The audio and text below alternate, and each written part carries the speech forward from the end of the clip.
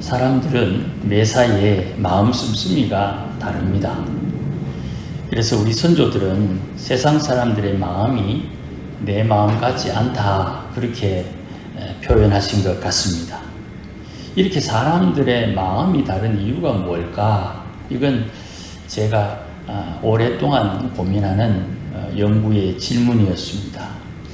보통 환경의 차이다 혹은 문화의 차이다 그렇게 이야기를 합니다만은 저는 생각의 차이 혹은 행동의 차이다 이렇게 중간에 결론을 내렸습니다.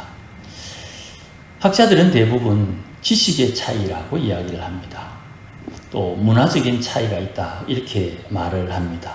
하지만 생각의 차이 혹은 행동의 차이는 다른 말로 양심의 차이 이렇게 표현할 수가 있습니다. 이 마음이 차이 나는 이유는 사람마다 다 양심이 다르기 때문입니다. 그래서 흥분해서 사람들이 다투거나 싸움을 하다 보면 이 양심도 없는 사람 같으니 그런 말을 종종 할 때가 있죠. 그게 사실입니다. 내가 생각하는 그 정도의 양심이 저 사람이 없다 이 말입니다. 분명히 국민학교 때 다 배웠고 또 유치원 때도 배웠습니다. 부모님에게도 배웠는데 그것이 마음의 양심을 만들지 못한 거예요. 그래서 이런 것을 좀 유식하게 사람마다 환경이 다르다 또 문화가 다르다 이렇게 표현하는 거예요. 환경이 다르다는 말은 배움의 차이가 난다는 뜻입니다. 또 사람마다 환경에 따라서 문화가 차이 나게 됩니다. 이거는 어쩔 수가 없는 겁니다. 해가 쨍쨍 내리쬐는 곳과 그래서 사막이 된 곳과 사시사철 비가 오는 때가 정해져 있는 곳 그곳에서 사람들이 살아가는 방식은 다르죠. 그래서 물이 많은 지역에 비가 자주 오는 지역에는 강 위에라도 집을 지어야 되고 사막에는 모래바람을 막을 수 있는 그런 집을 지어야 되는 것입니다. 그런 환경의 차이, 문화의 차이가 나오는 것입니다. 그래서 우리가 살아가는 공동체, 가장 작은 공동체는 가정 공동체죠. 또 가정들이 모여서 마을을 이루고 마을들이 모여서 지역을 이룹니다. 이런 마을 공동체, 지역 공동체, 좀 규모를 키워서 국가 공동체, 민족 공동체 할 것 없이 사람들이 모여 사는 이 공동체는 모두가 다 자체적인 경험에 따라 문화를 형성합니다. 말이 좀 어려운 것 같지만 사실 별것 아니에요. 우리끼리 모여 살면서 우리가 편한 것이 우리의 문화가 되는 것입니다. 그런데 다양한 사람들을 만나는 직업을 가지신 분들은 또 경험을 다양하게 하시는 분들은 아주 개방적인 마음을 가지고 있습니다.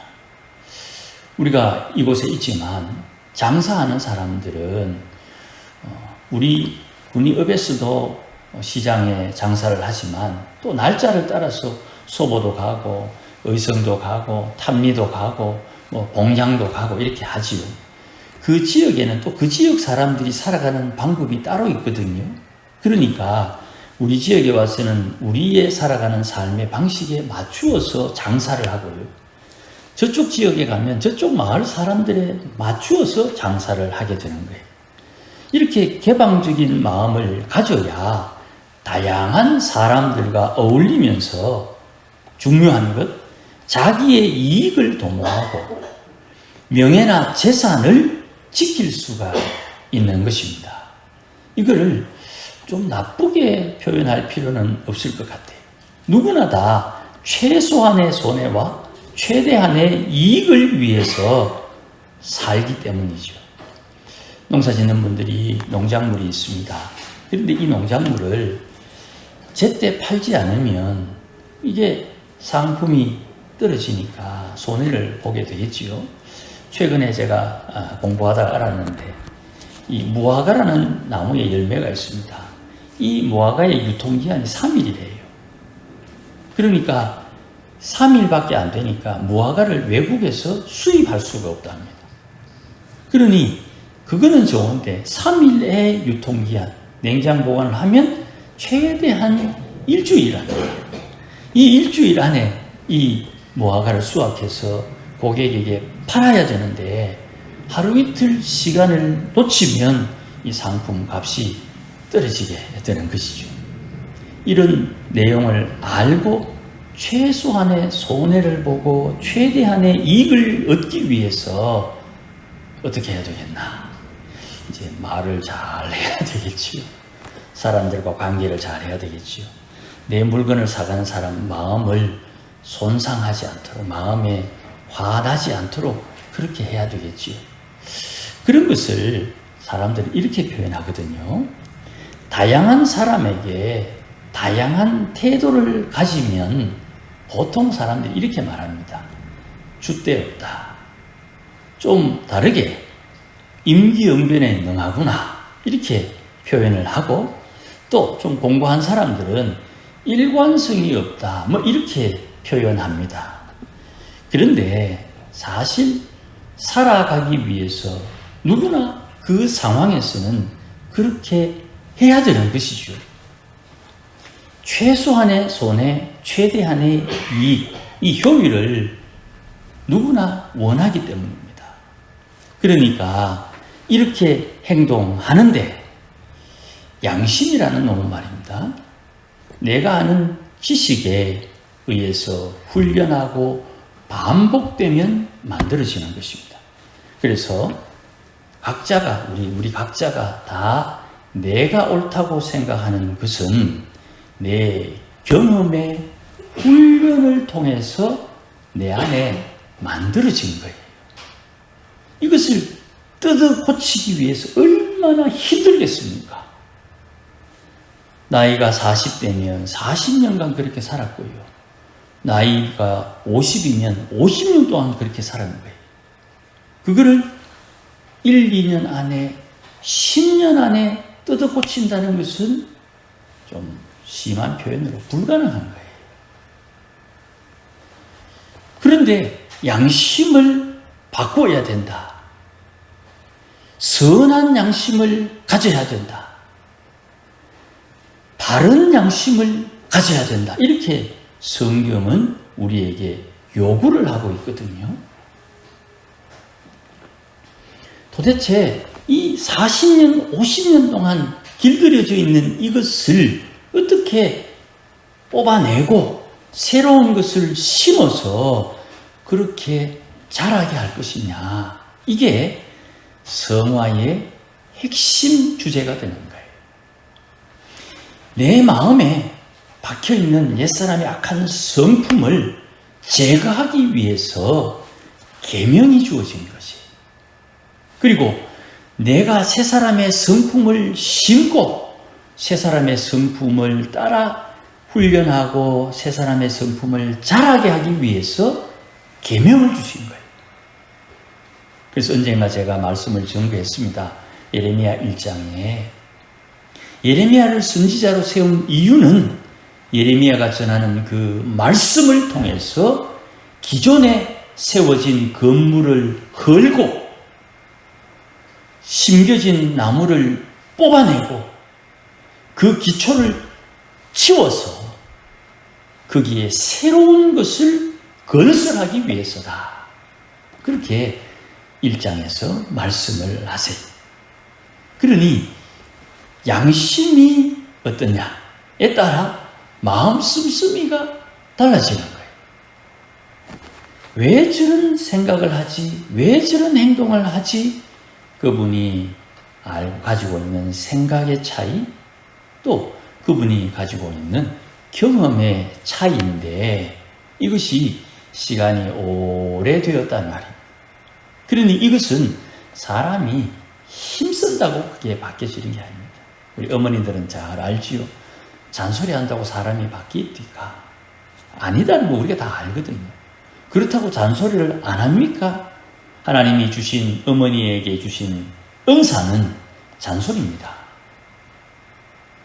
아이들이 어머니가 하는 잔소리는 하나님의 음성이다고 들을 수 있을 만큼 성화가 되어야 되는 거예요.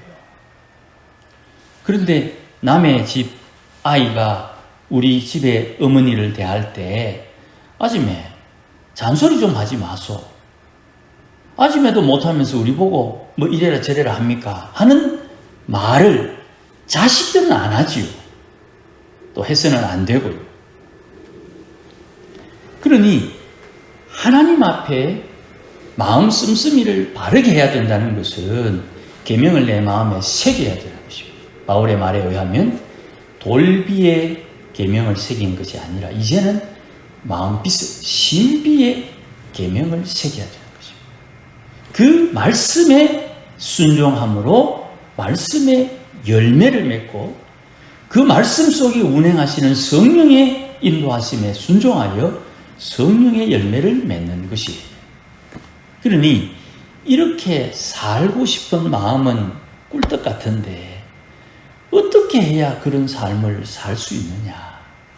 한두 번 우리가 결심하고 작심하고 입술을 꽉 깨물고 그렇게 순종하고 순종할 수는 있습니다.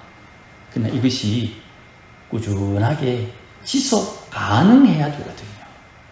근데 이게 어렵단 말이죠.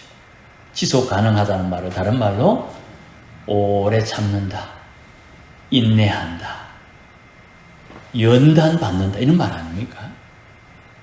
그러니 우리의 마음 씀씀이가 계명에 기초한 마음 씀씀이가 되기 위해서 우리의 지식이 말씀에 기초한 지식, 우리의 경험이 말씀에 기초한 경험으로 이해될 수 있도록 하나님의 성령을 우리에게 주시는 거예요. 고린도전서에서 바울이 우리에게 이야기합니다. 하나님께서 성령을 왜 주셨느냐?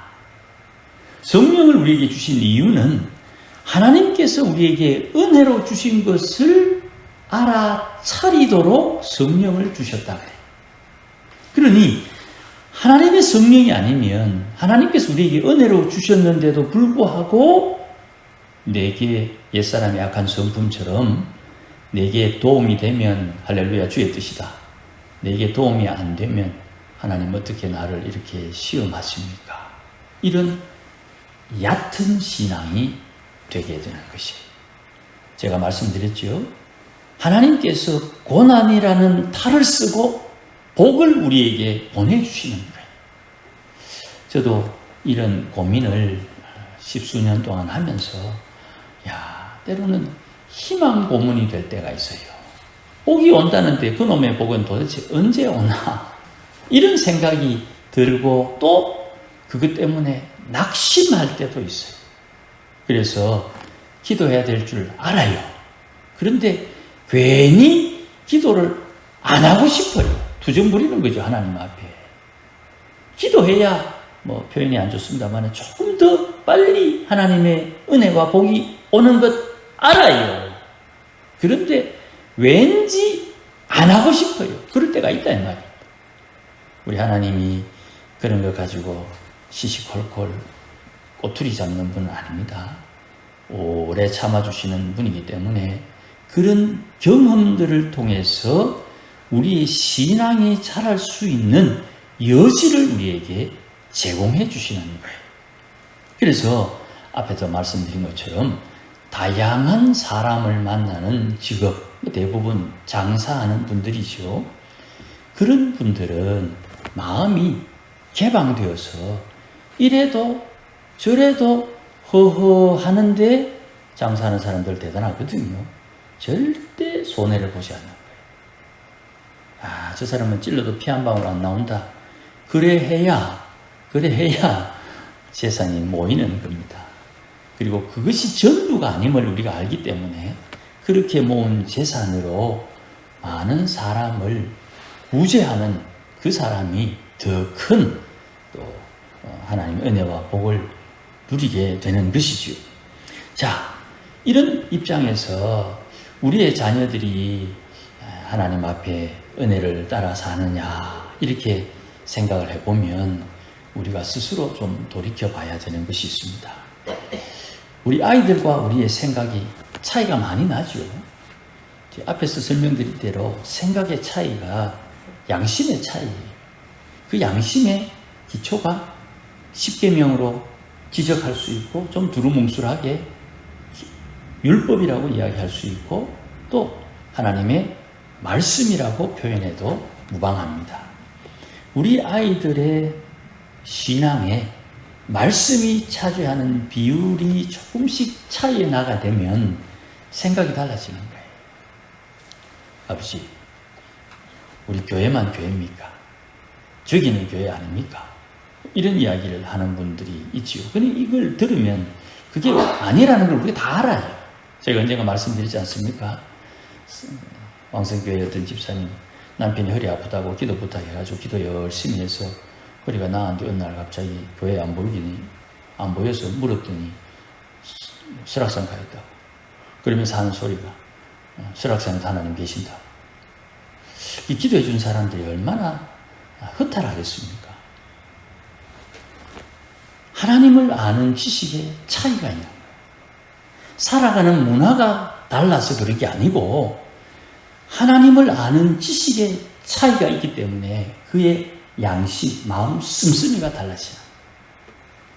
그러니 우리가 우리 아이들을 가르칠 때 이미 40년 전에 말입니다.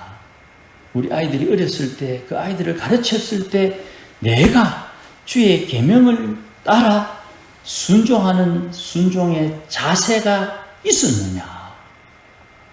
그때 내가 뿌려놓은 것을 지금 거두려고 하니 나는 경험을 통해서 신앙이 만큼 자랐는데 우리 자녀들의 신앙의 연배는 상대적으로 많이 자라지 못해서 의견의 차이, 행동의 차이, 생각의 차이, 신앙의 차이가 나오는 거예요. 이게 잘했다 못했다 이야기는 아닙니다. 그러니 신앙이 약하면 본능을 따라 사는 경향이 강해지는 거예요. 유다서 1장 10절 말씀에 이런 말씀이 있어요. 이 사람들은 무엇이든지 그 알지 못하는 것을 비방한다. 또 그들은 이성 없는 짐승같이 본능으로 아는 그것으로 멸망한다. 이런 말씀이 있어요. 예수를 믿어 구원받은 성도들이 이 땅에 살아가는데 성도에게 합당한 삶을 살아야 돼요. 성도다운 삶을 살지 못하면 거꾸로 옛사람의 악한 성품, 이성 없는 생각 없는 짐승처럼 본능을 따라 산다. 우리는 보통 이야기하죠. 그 본능이다. 본능이기 때문에 그거는 괜찮다. 누구나 다 먹고 사는 것 때문에 괜찮다 하지만 먹고 살기 위해서 사람을 죽였다. 먹고 살기 위해서 다른 사람의 재산을 빼앗았다. 넘지 말아야 될 선이 분명히 있는 거예요. 그런데 살기 위해서 하나님을 무시하고 하나님이 없는 것처럼 살면 고약한 삶이 되는 것이죠. 그래서 성경에 이런 다양한 태도를 바울은 이렇게 표현을 합니다. 내가 약한 자들에게 약한 자처럼 되었고 내가 여러 모양으로 사람들을 대한 것은 아무쪼록 몇 사람이라도 구원하고자 함이었다. 내가 복음을 위해서 모든 것, 약한 자에게는 약한 자, 상처받은 사람에게는 상처받은 자처럼 행동했던 이유는 복음 때문이다. 그렇게 고린도전서 9장에서 말씀을 해요. 그런데 앞에서 말씀드렸듯이 사람들은 그런 다양한 행동을 줏대없다, 다양한 행동을 일관성 없다, 이렇게 그냥 단순하게 폄하한다 이 말이에요. 생각을 해야 됩니다. 왜 그렇게 폄하하느냐 하면 자기의 어리석음을 감추기 위해서 그래요. 이렇습니다. 내가 잘못한 것을 감추기 위해서 다른 사람이 잘못한 것을 덜추어내는 거예요. 없는 것도 막 만들어가지고 덜추어내는 거예요. 요즘 정치판에서 돌아가는 상황이죠. 사람들이 다 그렇게 자기 살아가는 방식이 있다는 말이죠. 그걸 가지고 양심이 있니 없니 이렇게 말할 필요가 없어요. 그는 그렇게 살아가는 방식으로 살아온 거예요. 그러면 그렇게 뿌렸으니, 그렇게 심었으니 그렇게 당하겠지요. 바울은 복음을 전한다는 이 목적이 뚜렷하고 그것을 위해서 다양한 태도를 가지는 것입니다. 그러니 여러분이 생각하는 것처럼 복음을 전하기 위해서 악을 행해도 되나? 이미 그것은 아니라고 우리가 말을 했죠. 예수를 믿는 성도, 이 성도는 예수님의 은혜 안에, 예수님의 십자가의 은혜 안에 머무는 사람이지요. 예수님께서 자기의 허물과 죄를 십자가에서 해결했다고 믿는 믿음으로 살기 때문에 넘어야 할 선이 분명히 있는 것입니다. 특별히 계명은 그 넘어야 할 선을 확실하게 우리에게 알려주는 것입니다. 그래서 바울은 다메섹으로 가는 그 길 위에서 예수님을 만나고 자기가 예수님을 알기 위해서 갈라디아서에 보면 그 20여 년 동안 사막에서 하나님 앞에 성령의 인도함을 받기 위해 수도하는 기간을 보냅니다. 20년. 대충 계산을 해보면요. 바울의 나이가 베드로하고 거의 비슷해요. 베드로하고 예수님하고 연세가 비슷하거든요. 몇 살 차이가 안 나요. 그러니까 사도 바울이 60년에 전으로 해가지고 순교를 하게 되는데 64년에 이제 로마에 의해서 이제 화재가 나고 또 그렇게 순교를 하게 되는데 그 60년 중에 반 30년 예수님 안 믿었죠. 그리고 10수년, 20년 안 되게 사역을 준비했죠. 그 바울이 실제로 열정적으로 사역한 기간은 15년에서 20년이 안 돼요. 그 삶 속에 그가 하나님 앞에 내게 주어진 사명을 이루기 위해서 달려간다. 그렇게 표현했으니 그가 에베소서에 이야기하는 세월을 아끼라 하는 말은 우리가 그냥 시간 좀 아껴 살자 하는 의미가 아니에요. 대단히 무게감이 있는 거예요. 말이 길어졌습니다. 이렇게 마음 씀씀이가 있는데 오늘 본문에 사울이 하나님의 기름 부음 받은 사람 아닙니까? 이스라엘의 왕이잖아요. 이 사람이 마음 쓰는 마음 씀씀이를 한번 봅시다. 왜 다윗을 사위로 삼으려고 하는가? 오늘 보면 17절에 그가 생각하기를 내 손을 그에게 대지 않고 블레셋 사람의 손을 그에게 대게 하리라. 이게 왕이 가지고 있는 생각이에요. 이 꼬롬한 꼼수가 왕에게 합당한 생각일까? 또 이제 뒤에 22절 말씀 이후에 보시면 다윗은 자기가 천한 사람, 가난한 사람이라고 분명히 이해하고 있어요. 그래서 결혼 지참금을 준비할 수가 없다. 그런데 사울은 내가 블레셋 사람 포피 100개만 있으면 사위 삼을 수 있다. 가만히 생각해 보니까 다윗은 그것은 할 수 있겠거든요. 그런데 그렇게 요구하는 이유가 뭐냐? 25절 말씀에 이는 사울의 생각에 다윗을 블레셋 사람들의 손에 죽게 하리라 하는 꼼수였다 이 말이에요. 그런데 하나님께서 다윗을 붙드시니까 다윗이 부하를 데리고 내려가가지고 다윗이 이때 선구장이었거든요. 다윗이 부하를 데리고 내려가가지고 200명을 죽이고 포피 200개를 가지고 왔어요. 100개라도 하겠나? 100개 하다가 죽을걸. 그랬는데 100개가 뭡니까? 200명을 죽이고 200개를 가져왔어요. 갑절의 것을 가져왔으니 다윗이 한 이 행동을 통해서 사울이 어떤 마음을 가지겠습니까? 오늘 본문 말씀 28절에 하나님께서 다윗과 함께 계심을 사울이 보았다.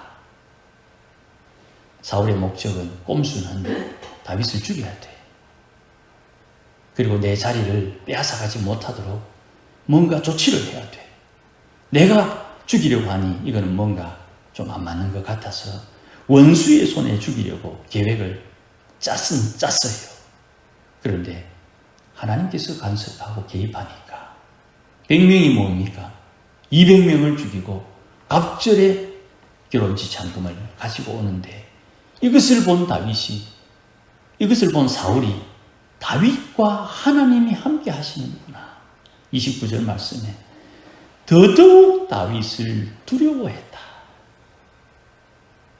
우리가 하나님의 말씀에 따라 우리의 마음 씀씀이를 말씀에 기초하고 성령의 인도함을 따르면 우리 주위에 있는 사람들이 두려워합니다. 우리 주위에 하나님의 말씀을 따라 사는 사람이 있거든 두려워해야 됩니다. 저 잘못 건드리면 큰일 납니다. 기분 나빠도 건들면 안 돼요. 저거 잘못 건드리면 하나님이 함께 하는데 하나님이 내 인생 생각만 해도 두렵다. 이렇게 되는 거예요.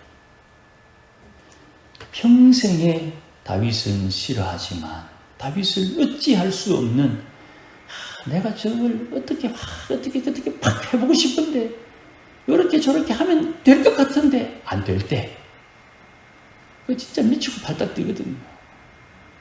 내가 누군가를 약을 올리는데 저 사람이 약이 안 오르면 약 올린 내가 약이 오르는 거예요. 그렇죠? 아무쪼록 우리가 이 땅에 사는 삶에 하나님께서 나와 함께 하는 은혜가 있어야 되고요. 그 은혜가 내게 없는 것 같거든. 어쨌든 하나님 앞에 달라붙어야 되는 거예요. 어쨌든 하나님께 달라붙어야 되는 거예요. 이걸 다른 말로 기도한다. 하나님 앞에 말씀을 붙들고 하나님 앞에 기도해서 하나님의 은혜가 내 인생 속에 늘 스며져 나와야 되는 거예요. 그런데 기름 부음 받은 왕도 이런 꼼수를 가지고 하나님의 사람을 대적하고 있으니 이 나라가 어찌 되어야 되겠습니까? 우리가 성경을 통해서 아는 지식대로 그렇게 되는 것인데, 다음 주에 또 19장부터 또 살피겠지만 이것이 가면 갈수록 더 심화되는 것을 봅니다. 그러나 사울의 상황은 그렇게 되고 다윗을 봅시다. 우리가 지금 다윗을 살피니까 주위에 돌아가는 그 상황임에도 불구하고 다윗의 신앙의 깊이, 신앙의 높이에 맞추어서 그에게 합당한 은혜를 공급해 주시는 거예요. 내 믿음에 합당한 하나님의 은혜가 오는 것입니다. 그래서 우리가 할 일은 내 신앙, 내 믿음, 내 속사람 영이 자라기 위해서 애를 써야 되는 것이고, 내 영이 자라려면 일용할 양식, 내 영이 자라는 데 필요한 일용할 양식, 그 양식을 먹어야 되는 거예요. 아이들이 젖을 먹으면 젖만 먹었는데 6개월 뒤에 애가 엄청 커지잖아요. 오늘 말씀을 마음에 잘 새겨서 시간 될 때마다 묵상하면서 내 신앙, 내 믿음, 내 영이 자라는 만큼 거기에 합당한 하나님의 은혜와 복이 온다. 내 신앙이 합당하게 되면요, 거기에 맞추어서 하나님 땅도 주고 산도 주고 재산도 주고 뭐든지 다 주는 거예요. 하나님께서 예비하신 그 은혜를 누리는 지혜, 믿음으로 사는 우리 모두가 되시길 주의 이름으로 축복합니다. 기도하십시다. 하나님 아버지, 그럼에도 불구하고 우리는 우리 자신들을 잘 압니다. 내가 얼마나 부족한지, 내가 얼마나 연약한지. 하나님 앞에 은혜 없이 살 수 없다는 것을 고백하면서도 은혜를 따라 살지 못하는 옛사람의 악한 성품이 우리 안에서 우리를 괴롭히는 것, 이 곤고함을 주님 살펴주시고 불쌍히 여겨주셔서 오늘도 우리를 구원하여 주시옵소서. 그리하여 우리 인생길 가는 동안 주님 늘 동행하여 주셔서 때마다 시마다 공급하시는 하늘의 은혜로 평안한 삶을 살다가 주님 부르심에 할렐루야 응답하며 주께로 가는 믿음의 권속들 되게 해 주시옵소서. 예수님의 이름으로 기도하옵나이다. 아멘. 우리 믿음의 반석 되시는 우리 주 예수 그리스도의 크신 은혜와 하나님 아버지의 극진하신 사랑과 언제나 말씀을 통해 우리를 인도하시는 성령의 역사하심과 충만함이 오늘도 믿음으로 주를 사랑하며 섬기며 살고 오늘도 우리 인생을 통하여 하나님의 영광 보기를 소원하는 모든 믿음의 권속들 심령 위에, 가정 위에, 일터 위에, 우리 교회 위에 이제로 영원토록 함께 계실지어다. 아멘.